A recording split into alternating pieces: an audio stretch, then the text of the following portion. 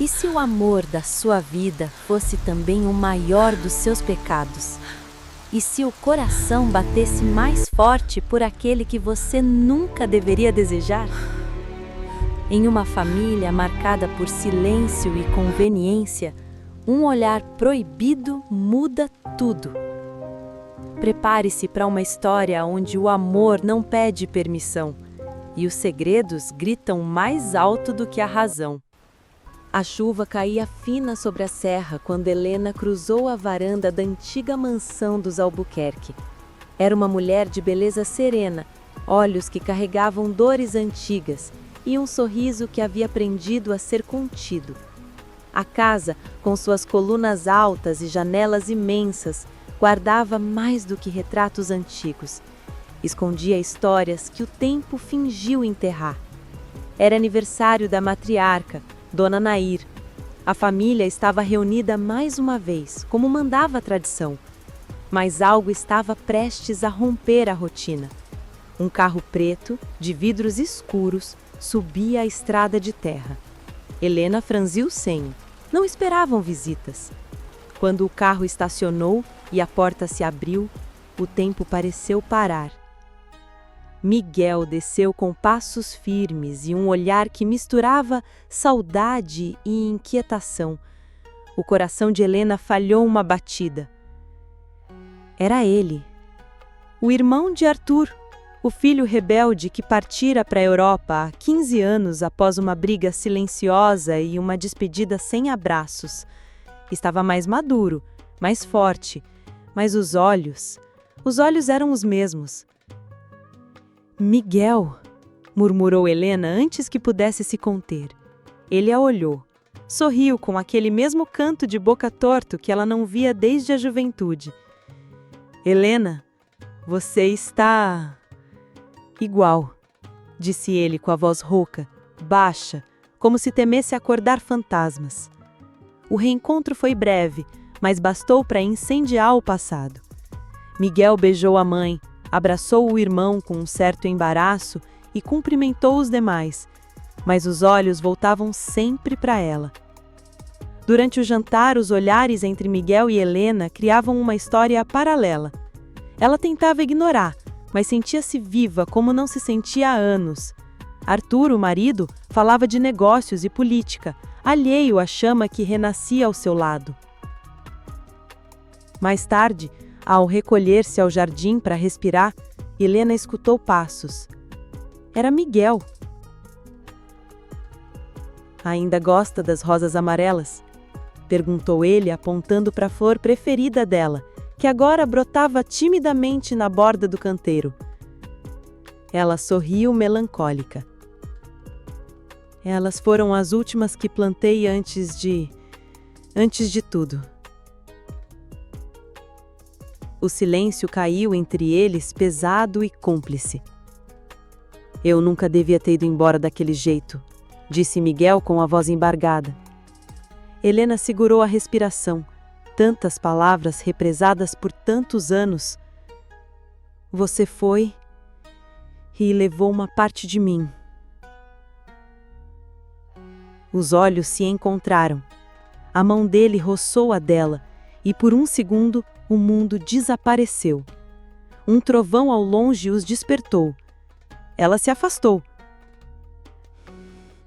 Isso é loucura, Miguel. Você é o irmão do meu marido. Ele deu um passo à frente. E você é o amor que nunca consegui esquecer. Helena correu para dentro, com o coração aos saltos, tentando sufocar o que já era maior do que ela. Mas a semente havia sido plantada. E naquele jardim de silêncios e mentiras, o desejo começava a florescer novamente. O som do piano ecoava suavemente pelo casarão na manhã seguinte. Helena, sentada à frente das teclas gastas, deixava os dedos passearem por uma melodia antiga. Era uma canção esquecida, composta nos verões distantes da juventude. Cada nota era um sussurro do que vivera e do que nunca ousou confessar. Miguel encostou-se à porta, ouvindo sem dizer palavra. Aquela música era deles. Você ainda lembra, disse ele, quebrando o feitiço. Helena não se virou, apenas assentiu com a cabeça, o olhar perdido na janela. Nunca esqueci, mesmo quando tentei. Miguel caminhou até ela, sentou-se ao seu lado, sem tocar. As mãos dele pairavam sobre as teclas, mas não tocaram nenhuma nota. Você lembra daquela tarde no lago? Ele perguntou com um sorriso nostálgico. Ela fechou os olhos como se pudesse voltar no tempo. Eu usava um vestido azul. Você disse que eu parecia feita de luz. Porque parecia mesmo. Miguel respondeu, olhando-a como se ainda visse a jovem que dançava descalça à beira da água. Silêncio. Depois daquele dia, eu soube que estava perdido, confessou ele. Ela o olhou, finalmente. Havia dor, saudade e algo mais nos olhos dela, algo que lutava contra a razão. Por que você foi embora, Miguel? Por quê? Ele respirou fundo, desviando o olhar. Porque Arthur descobriu. Ele me ameaçou, Helena. Disse que acabaria com sua vida se eu ficasse. Eu era jovem, orgulhoso e covarde. Ela levou a mão ao peito, como se as palavras dele a atravessassem. As lágrimas vieram sem aviso. Eu esperei por você, durante anos, mesmo depois de me casar com ele. Miguel enxugou-lhe uma lágrima com os dedos. Eu estou aqui agora, e não vou mais embora. Um som os interrompeu. Passos no corredor. Helena levantou-se apressadamente, recompondo-se. Arthur entrou, com o rosto fechado. Helena, precisamos conversar, a sós. Miguel se afastou, sem dizer nada, mas seus olhos prometeram o que a boca não podia. O passado havia voltado, e não pretendia partir tão cedo. A conversa com Arthur foi seca, como uma tempestade contida. Tá diferente, Helena. Distante. Tem algo a me dizer? Ela manteve o olhar firme, treinada em anos de silêncio. Mas o coração tropeçava no peito. Às vezes, Arthur, as pessoas mudam. A convivência muda. Ele se levantou abruptamente, batendo a mão sobre a mesa. Ou será que é a chegada do meu irmãozinho que te fez mudar? Helena estremeceu, mas manteve-se calada. Nos dias seguintes, a presença de Miguel era constante, mas contida. Ele se ofereceu para ajudar nos cuidados com Dona Nair, cuja saúde oscilava. Helena, mesmo tentando se afastar, se via ao lado dele a cada instante. Numa tarde, enquanto cuidavam do jardim, Miguel lhe entregou um caderno. Encontrei entre meus livros antigos. Você escrevia poesias? Ela pegou o caderno com mãos trêmulas. Na capa, desenhado com tinta azul, o nome dela e uma dedicatória. Para a mulher que me ensinou o que é amar. As páginas estavam amareladas, mas intactas. Cada verso era uma lembrança viva. Miguel, por que você fez isso? Porque nunca deixei de te amar e porque quero que você saiba que ainda pode escolher. Helena o fitou, dividida entre o dever e o desejo. Havia uma muralha entre eles chamada Arthur, mas também havia uma ponte invisível feita de amor, esperança e coragem. Eu sou uma mulher casada. Você é uma mulher presa. As palavras dele doíam mais porque eram verdade. Ela desviou o olhar, mas não se afastou. Ao longe, Arthur os observava da janela. Seus olhos eram de fogo. Arthur percorria o quarto como um animal em jaula. O bilhete que encontrara sob o travesseiro de Helena queimava entre os dedos. Nele, apenas uma frase rabiscada. O jardim guarda mais que flores, guarda memórias nossas. Não havia assinatura, mas o perfume da tinta e o estilo da escrita eram inconfundíveis. Miguel. Naquela noite, Arthur armou sua própria armadilha. Chamou todos para um jantar em família, forçando sorrisos e brindes. O clima era tenso, mas Helena, tentando manter as aparências, vestiu o vestido bordô que ele sempre elogiava. Miguel chegou mais tarde. Sentou-se diante de Helena e seus olhos se encontraram por um segundo que durou eternidades. Arthur levantou-se com a taça de vinho. Aos reencontros, à família e à verdade, que sempre aparece, cedo ou tarde. Helena gelou. Ele pousou a taça e puxou do bolso o bilhete. Alguém aqui tem algo a dizer sobre isso? O silêncio foi absoluto. Miguel se levantou, encarando o irmão. Fui eu quem escreveu, disse com firmeza. Um murmúrio percorreu a mesa. Dona Nair, pálida, levou a mão ao coração. Arthur deu um passo à frente, o rosto em chamas. Então é isso? Você volta depois de 15 anos e seduz minha mulher? Helena se ergueu. Eu não fui seduzida. Eu nunca deixei de amar Miguel. A declaração caiu como um raio. Um silêncio denso se instalou. Arthur bateu com a mão na mesa. Vocês acham que vão me destruir? Esta família é minha! É minha! Helena segurou o choro. Esta família é feita de segredos, mas hoje eu escolho a verdade. Dona Nair sussurrou. Chega! Mas o caos já estava instaurado. Miguel pegou Helena pela mão. Vamos sair daqui. Arthur se interpôs. Você não ousaria. Se interpuser, nunca mais verá sua filha. Helena empalideceu. Você não ousaria. Me experimente e veja. O jantar terminou em gritos, ameaças e portas batendo. Lá fora, o vento anunciava uma tempestade. A casa mergulhou em silêncio tenso. Depois do escândalo, Arthur expulsou Miguel sob ameaças e gritos que ecoaram pela noite. Helena tentou impedir, mas foi contida por 2 seguranças contratados. Miguel partiu sem reagir, mas seus olhos prometeram retorno. Helena foi confinada. Arthur trancou portas, trocou fechaduras e limitou seus passos. Alegava proteção, mas era controle. Ela se tornara uma prisioneira sob o teto do homem que agora a odiava. Nos primeiros dias, Helena mal comia. Sentava-se no antigo quarto de hóspedes, agora transformado em sua cela dourada. Observava da janela o jardim que um dia cultivara com amor. Não havia mais flores, apenas terra pisada pelas botas dos homens de Arthur. Sem acesso à filha, às amigas ou à rua, ela contava apenas com a lealdade de Marta, a governanta que a criara como filha. Foi por ela que a primeira carta chegou. Escondida sob a bandeja do café da manhã, uma folha de papel perfumada, com o cheiro de Miguel. Mesmo longe, estou ao seu lado. Cada dia sem você é um martírio. Aguente, estamos perto da liberdade.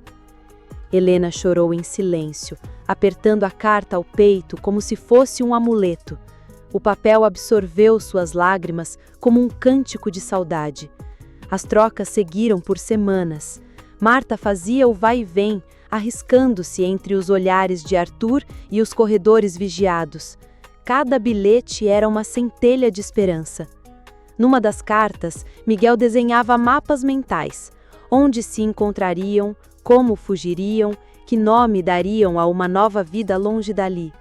Helena lia e relia, decorava cada palavra, mas a realidade não lhe permitia sonhos. Arthur não dormia mais no mesmo quarto. Começou a sair em silêncio e voltava embriagado, com cheiro de perfume barato na roupa. Seus olhos, antes frios, estavam tomados por algo mais sombrio, a humilhação. Chamou advogados, iniciou um processo para declarar Helena instável e assumir a guarda integral da filha.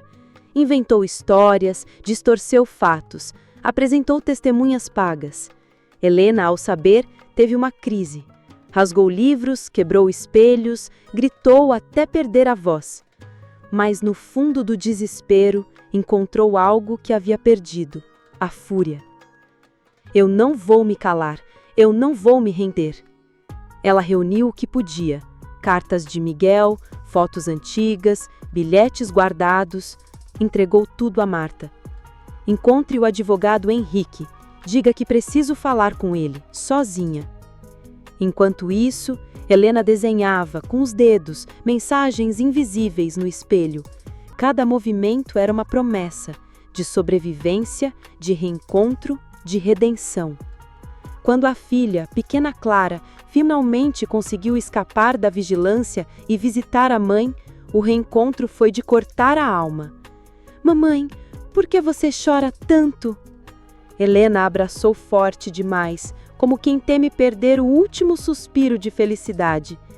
Porque te amo, e porque logo a gente vai correr por entre flores de novo. Foi nesse mesmo dia que Marta lhe entregou a última carta de Miguel. Nela, um recorte de jornal. Testamento perdido pode mudar a história dos Albuquerque. E a frase: há mais entre nossos sobrenomes do que você imagina. Era mais que amor, era um segredo prestes a explodir.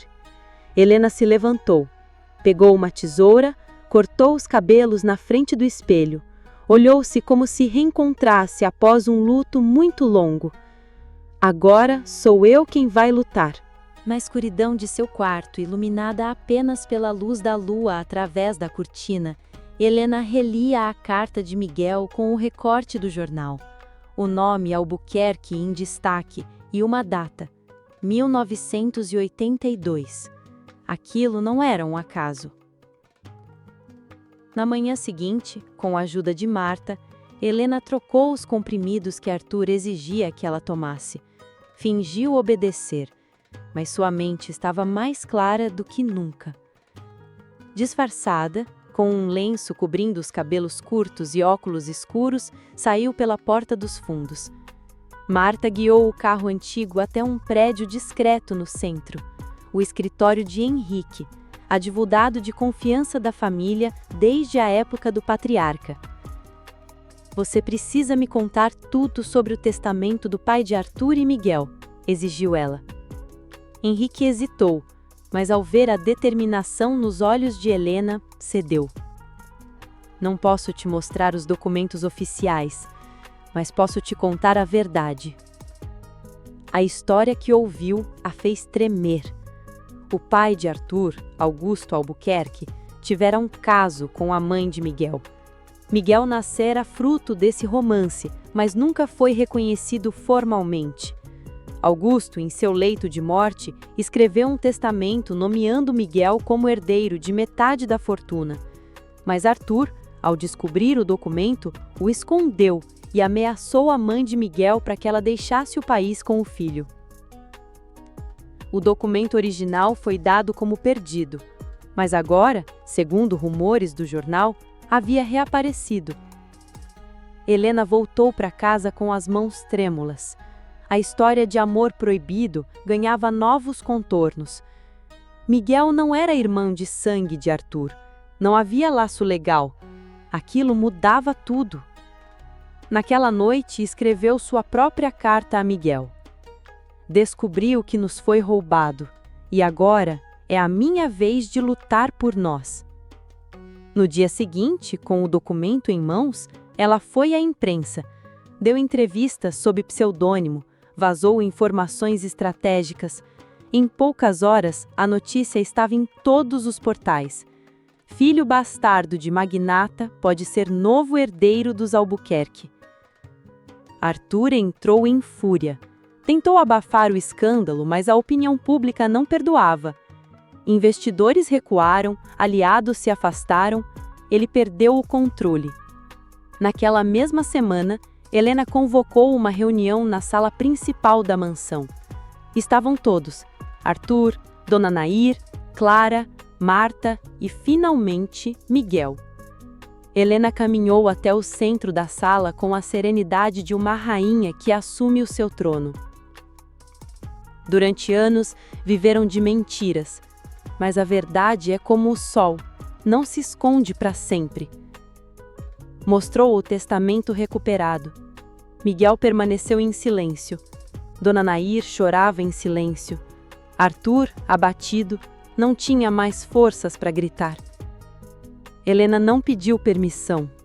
Pegou Miguel pela mão. Nosso amor não é incesto. Nunca foi. Nos separaram por medo, por ambição, mas hoje eu escolho você.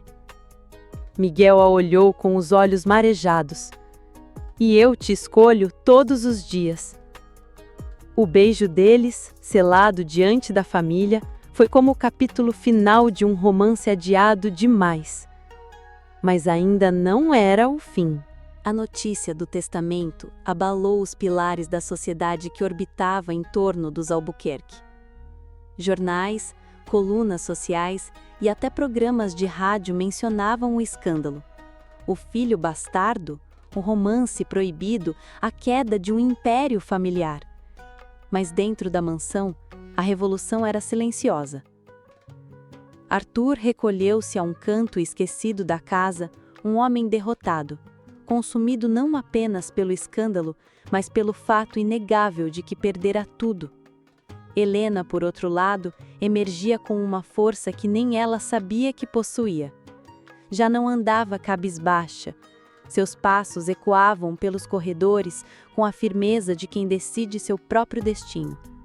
Helena e Miguel passaram a ocupar o antigo quarto de hóspedes, transformado agora em refúgio e símbolo de recomeço. Não era apenas sobre amor, era sobre reconstruir o que fora negado por tantos anos. Clara, a filha, via nos dois uma nova forma de família, baseada em afeto real e não em conveniências herdadas. Mas nem todos estavam prontos para essa nova ordem. Na calada da noite, Arthur encontrou um aliado improvável. César, o primo ambicioso que há anos nutria rancores silenciosos por não ter lugar na herança. Juntos, começaram a arquitetar uma maneira de contestar o testamento, mesmo que tivessem que recorrer à falsificação ou à chantagem. Enquanto isso, Helena começou a visitar a Fundação Albuquerque, um braço filantrópico da família que estava esquecido. Ali, decidiu investir parte da herança de Miguel em projetos sociais. A mulher outrora silenciada agora dava entrevistas, palestras e inspirava outras mulheres a romperem com as suas próprias prisões. Miguel, ao seu lado, reconectava-se com suas origens. Visitava antigos funcionários, conversava com a imprensa, reconstruía a imagem do filho bastardo como o verdadeiro herdeiro moral do legado de Augusto Albuquerque. Mas a felicidade não seria conquistada sem novos choques. Numa tarde abafada, Clara desapareceu da escola. A suspeita caiu sobre Arthur, que negara envolvimento. Horas de desespero se seguiram até que um bilhete anônimo chegou à mansão. Se querem a menina de volta, Miguel deve renunciar publicamente à herança. A família entrou em pânico. Helena sentiu o mundo ruir novamente. Miguel, embora destruído por dentro, declarou com firmeza: "Se é minha fortuna ou minha família, eu escolho vocês."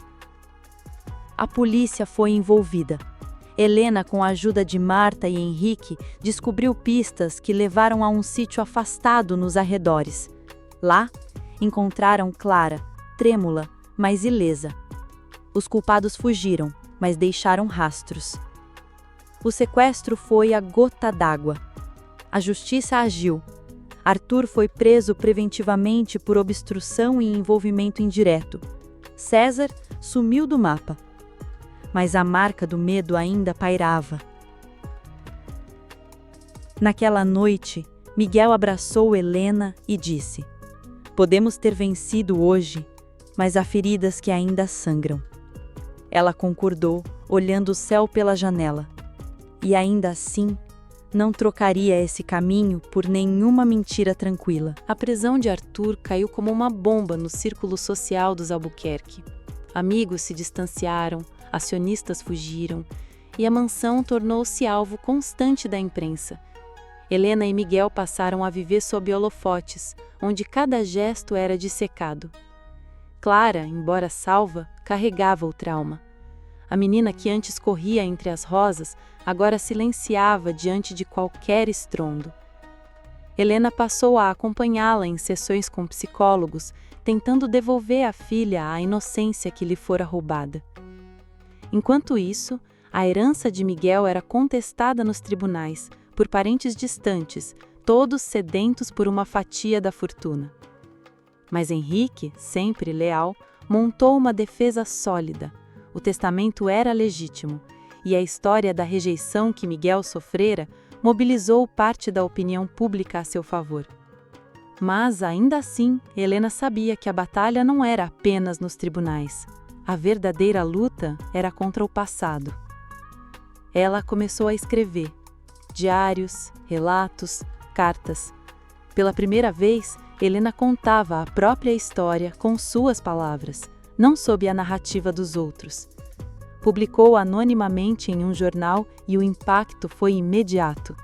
Leitores escreviam de volta emocionados, revelando que também haviam vivido amores escondidos, casamentos forçados, silêncios impostos. Miguel, tocado por esse movimento, sugeriu algo mais ousado. Vamos transformar essa dor em voz, criar uma fundação, dar nome às mulheres silenciadas como você. Nasceu, então, o Instituto Flores do Silêncio, um espaço de acolhimento, proteção e escuta. A primeira sede foi inaugurada com Clara ao lado da mãe, entregando rosas amarelas a sobreviventes. Mas no dia da inauguração, Helena recebeu um envelope, sem remetente. Dentro, uma única foto. Miguel com uma mulher desconhecida em Paris anos atrás. Na legenda, rabiscada à mão. Nem tudo o que ele escondeu era por sua proteção. Helena estremeceu. O que aquilo significava? Quem era a mulher? Um caso? Uma meia-verdade? Ela não comentou com Miguel de imediato, mas a dúvida se infiltrou como veneno. Helena, agora forte, não queria ser traída. Não de novo. Marta percebeu a tensão e sugeriu. Às vezes, para saber o presente, é preciso encarar o passado. Helena viajou até Paris. Lá, procurou registros, vasculhou fotos e, com a ajuda de um antigo conhecido de Miguel, encontrou a mulher da foto, Isabelle, uma jornalista que cuidou de Miguel quando ele sofreu um acidente de moto em 2010. Ele quase morreu. Eu o ajudei a se reerguer, mas o coração dele nunca foi meu. Sempre foi de uma mulher chamada Helena. De volta ao Brasil, Helena entrou na mansão ao entardecer. Miguel a esperava no jardim, perto das rosas. Por que você não me contou sobre ela? Miguel respirou fundo. Porque era passado, e porque eu queria te poupar de mais uma dor. Mas talvez eu tenha errado de novo. Helena olhou nos olhos, medindo verdade e medo. Eu não quero mais ser poupada. Quero viver a verdade, mesmo quando ela dói. Miguel assentiu. Então fica, e vamos construir a nossa... Ela pegou a mão dele. Só se for com raízes profundas e janelas abertas. As primeiras pétalas das novas rosas amarelas caíam naquela noite. Com a verdade exposta entre eles, Helena e Miguel finalmente começaram a viver com a transparência que o amor deles merecia. O Instituto Flores do Silêncio crescia, ganhando reconhecimento internacional. Programas de apoio, oficinas de arte e jornadas de escuta ativa tornavam-se referência. Clara sorria mais. Já não tinha medo de trovões e voltava a correr pelo jardim, onde as rosas amarelas floresciam em abundância. Era como se a terra, antes pisada, agora devolvesse vida. Mas a calmaria era aparente. Durante uma entrevista com uma jornalista de renome, Helena foi surpreendida ao ser confrontada com uma nova questão. Você acha que Miguel está pronto para assumir a direção do legado Albuquerque com o passado tão recente e polêmico? A pergunta gerou uma onda de comentários. Parte da elite não aceitava o novo herdeiro. Surgiram boatos, matérias plantadas, acusações vazias. Miguel começou a ser atacado nas redes sociais. Diziam que ele era oportunista, que só queria vingança contra Arthur. Henrique, sempre atento, alertou: estão preparando algo maior, vazamentos judiciais. Talvez estejam tentando derrubar a validade do testamento mais uma vez. Helena convocou uma coletiva.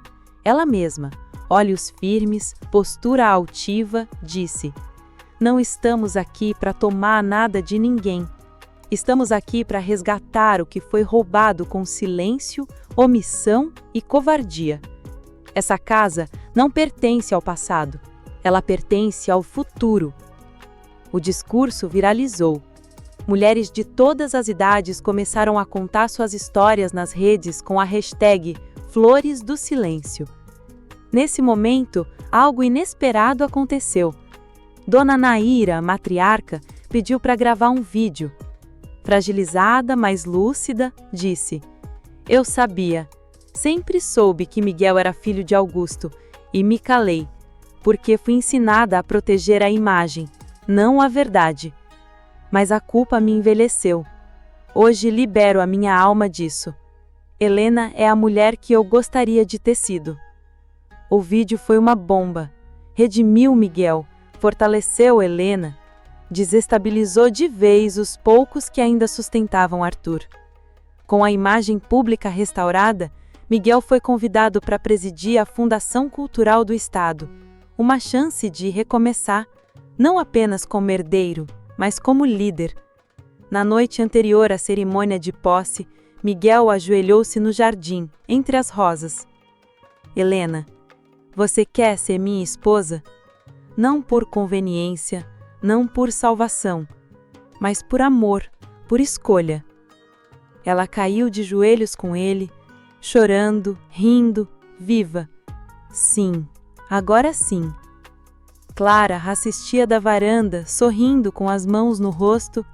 Marta a abraçava pelas costas, dizendo baixinho: esse é o verdadeiro final feliz, aquele que se constrói com dor, coragem e flores. O casamento foi marcado para a primavera. Não haveria luxo exagerado nem cerimônia em igreja tradicional.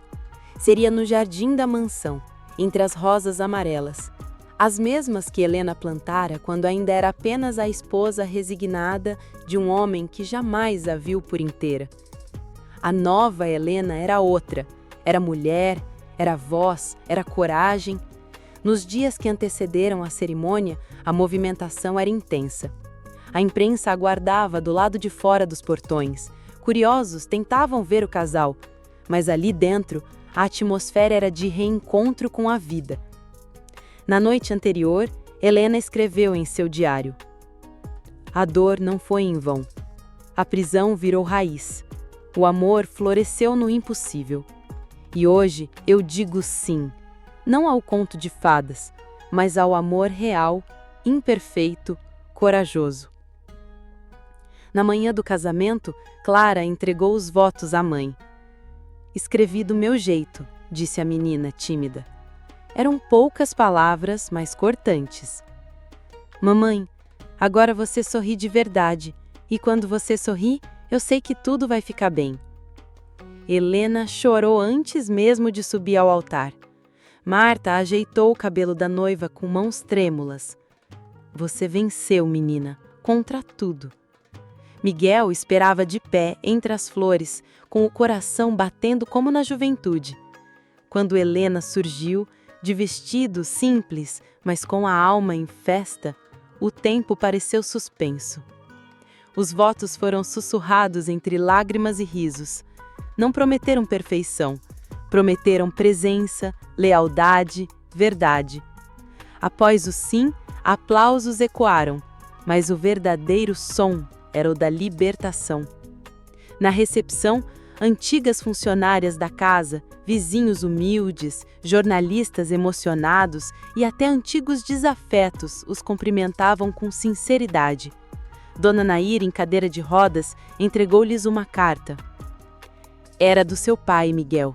Eu escondi, mas agora pertence a você. Era uma carta de Augusto, escrita antes de morrer. Meu filho, perdoe minha ausência.